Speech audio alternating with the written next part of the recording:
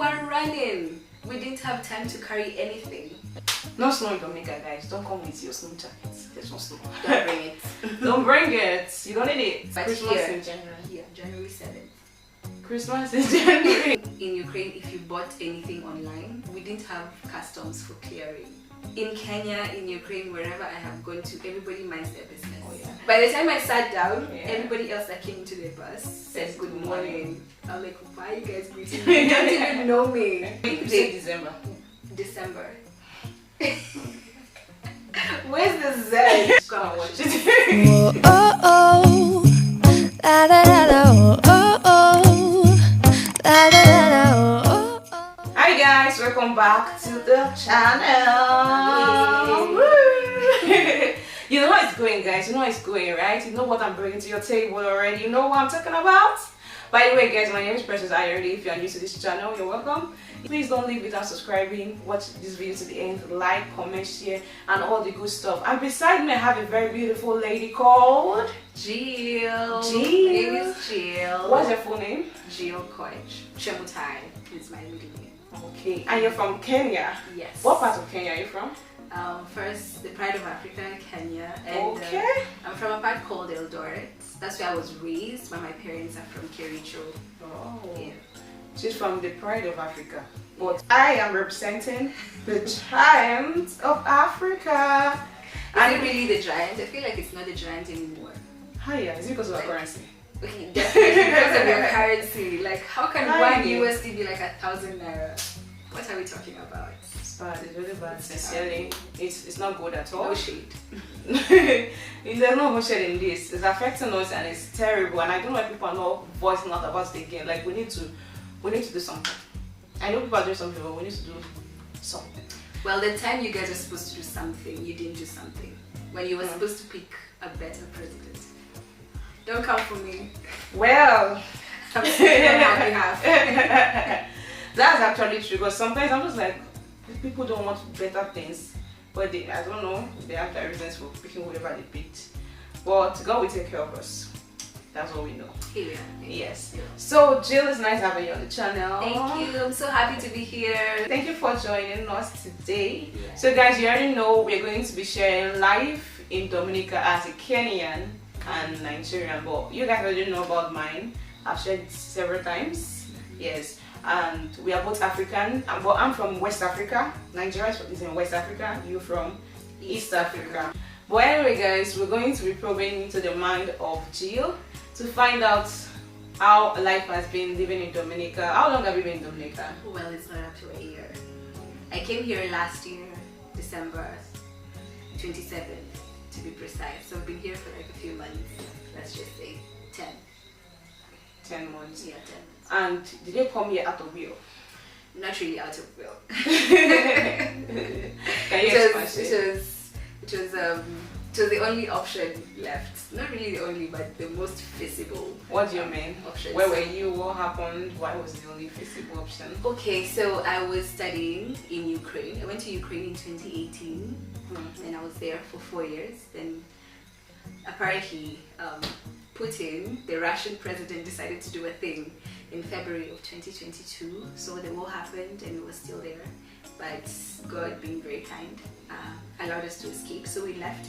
And then I went to Germany. I stayed in Germany for a few months. I thought I was going to continue my studies there. But then, well, Europe is very diverse. They speak different languages in different countries. So it was very, yeah, for you to transition from a Ukrainian medical school to a German medical school, it's a whole process. So during that period, All Saints came up and they reached out to us. How did those come up? Actually, I don't know. That time there were so many groups everywhere. When you go to WhatsApp, there are all kinds of groups, and Telegram. Everybody is trying to find a new way out. And so I think All Saints reached out to someone. I can't remember. I cannot really tell who. But I remember one time I was just going through one of the Telegram groups and they said, oh, there's a meeting. There's apparently a school. I didn't, at that time, to be honest, I didn't even know there was a country called Dominica. That's great. That's wild. No shade. And then, so when we heard about a school called All Saints, then Dr. Denzel, who is our school's registrar, held a meeting with so many Ukrainian students joined the meeting, and she introduced the school, explained the whole system, and then they said they were gonna offer us a position to be able to transfer our credits to the school, scholarships and everything. So I think from then on, I decided, okay, let me just come to Dominica. Nice, nice. By the way, guys, if you're interested in schooling in the Caribbean, in Dominica, I'll drop a number on the screen and you can contact the number. Scholarship is there, affordable tuition, where it depends on your pockets. Yeah, so affordable is very affordable is different to everyone. But yeah, it's a very good option to school in the Caribbean, school in all state university, school of medicine. But I'll drop a number on the screen. You can reach out or in the description box below. So yeah, so you left Ukraine and you came to Dominica. So how was the transition? Because your life in Ukraine was definitely different, right? Yeah, it was So, very, very different. Like, compare your transition and then we'll compare that with Kenya. So my life in Ukraine was so much different from the life here. First of all, I think I can talk about the academics because the system, the European or Ukrainian educational system is so much different. So here the medical school is like 4 years, right? You do pre-medical, you do pre-med and then you do med, and then but in Ukraine the medical school is like 6 years, which is I think the same as Africa. In Kenya it's 6 years as well, but then here it's you follow like the US route. So you have the whole USMLE kind of thing. We didn't have that in Ukraine. So the medical school there was tough, yes, but not as tough as this place. So we had classes every day in my school. Well, I think different universities had different curriculums, but in my university we just had classes half a day, so from morning to midday or from midday to evening. And then you have the rest of the day, you go to the library, study, or go and rest and study later. But here it's different. So I think because I stayed in Ukraine longer, I had made more friends and more diverse. So here I think it's different because the majority of the international population is like Nigerian, and probably are there many Ghanaians? No, just a few. When Greg was talking the other time, he mentioned the St. Lucia. I was not surprised. St. Lucia, Guyana, and he mentioned some places like that, and I was like, in the same school. We have Jamaican, but majority Nigerians. Yeah. So it's almost like a Nigerian school. Well, technically. We have Canadians too, Americans, but majority Nigerians, yeah. In Ukraine as well, the majority of the students, international community was like Nigerian, but then also we had other African countries like Kenyans and all the other South Africans, Namibians, Zimbabweans, all those. So I think I had more diverse friends, yeah. And because Ukraine is large, much larger than Dominica, so there are so many things to do. During the summer holidays, it was so much fun. We traveled to different cities, and like they're so far, like by train you'd go for hours, and yeah, I think we just had a very good time. I haven't stayed in Dominica that long, so I wouldn't really compare how interesting the summer is between Dominica and Ukraine. But yeah, I was working in Ukraine. I actually did like different jobs. I was a teacher and educator. Really? Yes, I taught English. Oh, really? Yes, I did teach English. What set of people? So I did teach English to Asians. That was an online. Asians like 80? Or Asians as in ASIAN? No, Asians like Chinese, Japanese, okay. Those kind of people. Okay. Yeah, I did teach Asians English, and then I also taught Ukrainians English as well. So at one point, especially during COVID in 2020, when everywhere shut down, we had classes online. I pretty much had so much time in my hands, so I did work. So was the pay nice? Yeah, the pay was good. I barely called my parents to ask them for anything, which was during COVID, so I did the reverse. So coming here now, what job are you doing? Are you getting some pull out? I'm hoping she'll pay me for this video. Guys, support me in the comments that she can pay me. Yeah. Well, so I don't really work here, definitely. I'm just a student. Right? Yeah. Visa. My visa, it's strict. You just have to be a student full time. So I'm just a student, just studying. No. Yeah. Okay, so in that regard, you prefer Ukraine? Yes, I would definitely prefer Ukraine over Dominica. Because looking at it, the curriculum afforded you guys to work. Yes. But this curriculum in all sense, in Dominica, it's not affording you to work. It's not, no break, no time. So you are just like, so if you want to work, you have to like put in more effort. Yeah. You have to know where to work and where to say, okay, my book's only at this point. Yeah. Also, I think when in Ukraine we had summer holidays, like 3 months where there's no school. I think from June, July, and August were free months. Wow. There was no school, it was just summer holidays. Because the other times there's no break, maybe a break of 1 week for Christmas. And they also had their Christmas in January, according to their calendar. Wow. But Christmas here, in January. Yeah, January 7th. Christmas in January. So what do they do in December? In December, okay, Wait, you say December. December. Where's the Z? Where is the Z? December. December. December. Guys, if you don't watch our accent challenge, go and watch it. This December. Yes. Okay, not December. December. Yeah. Okay. So what do you do in December? They did have the Jew. I think they're Jew, not Jewish. There's another. Okay, but they did have the 25th was also a holiday, but it wasn't as celebrated. It was just for a few people, But the main Christmas holiday was in January 7th. But they also had the New Year's. So the New Year and Christmas together. Yeah, but the Christmas there was so big. It was really nice. They decorated everywhere. The city centers in all the cities. They had this very big, massive Christmas trees with like music concerts and cookie stores around. It was really nice. By the time you experienced Christmas here, you let us know what you think. How about accommodation? Accommodation in Ukraine and Kenya compared to Dominica? Okay, so I think, well, when I was in Ukraine, I never left the university hostel because, first of all, the weather between Ukraine and Dominica is very diverse. Dominica is hot constantly, right? Yeah, it's just like around maybe by November, December, because it's a bit cold. Yeah. Because rain can be falling. Or it's really not to be falling, but it's not a bit cooler. But it's still like regular, like some of the years still different, but Yeah. like still, it's not like there's no snow. No snow in Dominica, guys. Don't come with your snow jackets. There's no snow. Don't bring it. Don't bring it. You don't need it. Okay. Okay. But what did you do with yours? With my snow jacket. Yeah, all those heavy stuff you had. We were running. We didn't have time to carry anything. I just carried my documents and just a few clothes, like 2-3 clothes. I left everything in Ukraine. Wow. Yeah. Wow. So if you guys see me in the next video wearing the same thing, don't judge me. Wow. But let's just really talk about Ukraine. How the war parts, especially, how did it affect you guys? Like coming here, everything was fast, right? Like it's like you didn't even have time to say, okay, I don't want this Dominica, I don't want this country, I don't want this school. You just like needed somewhere to just go to. Like, how did the whole thing play out? And do you miss Ukraine? Do you wish you were still there? And all?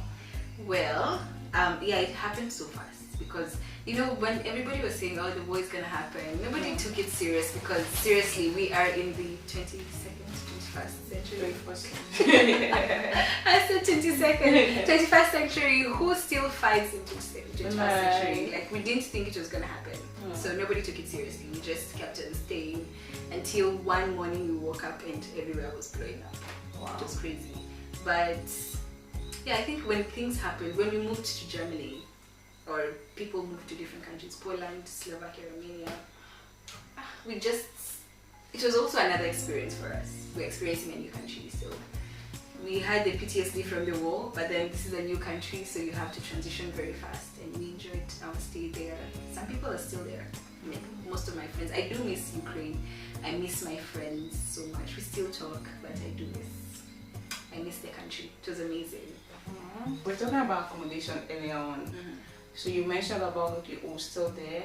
So how much were you paying there?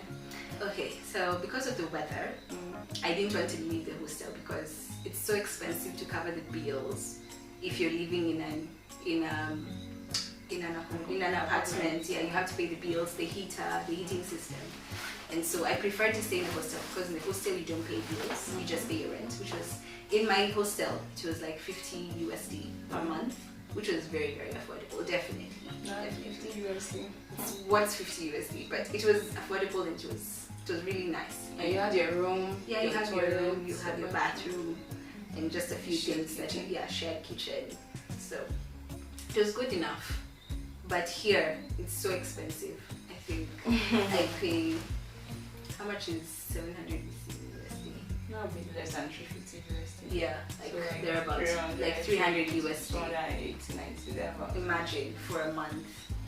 And that minus your gas, your water, and lights. Does it minus water? Yeah. Wow. How's the transportation over there? Okay, so in Ukraine we had, so you have the metro, you have electric buses that are time, and you also have like regular buses. So it just depends. They all work and they work every day. Okay, Dominica on Sunday it's different. They don't really have like the public transport rights on Sundays. Yeah, it's scarce. Yeah, it's scarce because I think, is it a rest day? Yeah, the Sabbath day, so we just take off. Yeah. Take it off. So what about the costs of transport? In Ukraine, it wasn't as expensive. Okay, it was like, do I remember? It wasn't expensive, like 3 something. So when you compare to Dominica, I think this place is more expensive. Yeah. What about Kenya? In Kenya, the transport? Yeah, Kenya we have all kinds of transports. Do you guys have like motorbikes? Yes. We call them boda boda in Kenya. Boda boda, Okada. We call them Okada. Yes, those kind of things. So it's always like your bikes and you sit at the back, right? Yes. Give you your mates. Yeah. So that one is like very convenient if you're rushing somewhere. They are everywhere. Okay, except like in the main city center, they can't really enter. But we have normal buses, and the cost is, it's not the same. It's not standard. It's different from where you're going. Yeah, it depends on where you're going. But I don't think it's not as expensive as this place, definitely. Who says so? Because if I try to, in like where I live from my town, the main city center to my house is like 50 Kenyan shillings, and that's like less than $1, because $1 is 140. So like that's definitely less than $1. But when we look at it in like, okay, now Dominica, easy. When we look at it in their money, spending like $3 to town is not looking that expensive, and it's regulated. What do you think? Because when you look at it, your money, you are getting this particular salary, and this your. What do you think? Do you think if you were Dominican, you still say it's expensive? Okay, but I think it depends on how is the pay. Okay, if you live where I live, I spend like 3 times, okay, 6 times 30. I spend like 180 per month for transport. So if you're earning 800, then you move 180. Your house rent. And that's 800. You're not going to eat. And since that is too strong, yeah, and sometimes like by the time you pay your rent, you pay your food, you pay your ticket, food. Sometimes you don't have enough for food. And food has gotten so expensive. Yeah. But I want to believe that people are earning more than that. So yeah. What about cost of living now? In Kenya, when you were in Kenya, did you pay for rent? Nothing. You live with your parents. Yes, I was living like that. You're getting money and everything.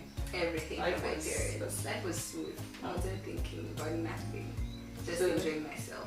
So here in Dominica, how is the cost of living affecting you? Well, I have to really manage and be very responsible and know how to make sure the money I have is gonna go and last me the time. Yeah.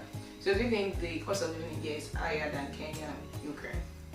Okay, I don't know if I can speak for Kenya, because by the time I left Kenya I was so young. I couldn't really understand. Even when I went back, I didn't stay for so long, for like a month. But I can say for Ukraine, well, for Ukraine, it wasn't, the cost of living wasn't as much. Maybe here it's because they import so much. But even in Ukraine, if you bought anything online, we didn't have customs for clearing. You just order things from wherever you want to order it, and it's delivered to the closest delivery place to your house, and you never pay for nothing unless you just pay for shipping. But here you think you have to clear it, you have to go through customs. We didn't do that. But maybe because I didn't order in bulk. Okay, so what else have we not touched on? I think the people And the food. and their culture. Yes, the culture. I think the first culture shock I got when I got to Dominica is that people here are so friendly and they say hi to everyone. Ooh, so it was not like that? It was in Kenya, in Ukraine, wherever I have gone to, everybody minds their business. Oh yeah. You wake up in the morning, you're going to work, dress up, go where you're going, don't mind anybody's business. Even when you get into the public transport, go in, sit down, pay your tickets and keep it moving. Nobody cares. But here, I leave my house. By the time I'm walking to the bus stop, I've like passed 3 people. All of them have said morning to me. I'm like, why is everybody talking to me? Firstly, I was so shocked. I didn't even know whether to respond or not. Oh, wow. I had to be like, oh, okay, good morning. Then when I got into the bus, I got in and sat down. I still think to this day those people think I'm rude. Because by the time I sat down, everybody else that came into the bus said good morning. I'm like, why are you guys greeting me? You don't even know me. But yeah, they're very friendly. They say hi. I think it's only once I entered the vehicle, one very, very early morning, from my house, from my street going down to the main bus stop, which was still very far than even going to Roseau.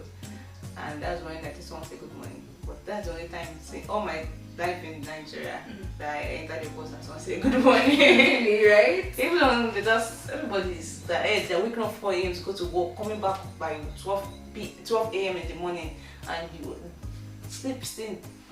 Good morning. Why is good about the morning? Well, it's a nice thing. I love it. I love that spirit. It's a very good culture. I think I would take that anywhere I go. Yes. Until you go somewhere and they don't respond to you. Right? So yeah, what other cultural shock did you experience? So something else I noticed, and I think this is so much maybe similar but not so similar to Ukraine. So in Kenya, yes, people smoke and drink and all that, but it's not in public. They do it maybe in wherever places they go to, in bars, clubs and all that. But in Ukraine, I think because of the winters they are very harsh and it's very cold. So I think they adopted that habit of smoking. They smoke everywhere. Like even young girls, I was so shocked. That was the first place I saw young girls smoking. Yeah, they smoke everywhere, wherever you go. Then here, it's even worse because they smoke everything. I don't know what they smoke, but it's something that's not the normal cigarettes. And I think I was so shocked. The first day I went to the bus stop, I was just casually standing there waiting for the bus come. And then somebody just came and stood just next to me and casually started smoking what was not normal cigarettes. And I was so surprised because, okay, that was the first time. And I thought, okay, maybe it's just this person, but then it kept on happening. I saw, even when I walk around in town, I see just young men sitting together and doing it on the streets. It's so surprising, but well, it's their culture. So. It is what it is. Well, try to stay away. I love their food. I have tried their different breads. I think I tried their raisin buns. They're really nice. And their pilau. They have pilau here. We have pilau in Kenya, but I think they cook pilau differently, right? They cook their pilau differently, but it's really nice as well. So I love the pilau here, but definitely not as good as Kenyan pilau. Okay, so guys, I think we're going to have you back another time. Yes, for part 2. If you want that back, please like this video and comment down below. Okay? And share it to your friends. Share it to your friends. So this is just a tip of the iceberg. Yes. We're going to come and dissect more. So many more. Ukraine, Dominica, Kenya. Yes. Yeah. So what do you want to tell the people in your language? Well, now what do you speak normally? I speak Swahili. Most people in Kenya do speak English and Swahili in their native language tribe. So I speak Swahili, so I'm gonna say I love you in Swahili, which is nawapenda sana. I love you so much. Thank you guys for watching. Bye. Bye.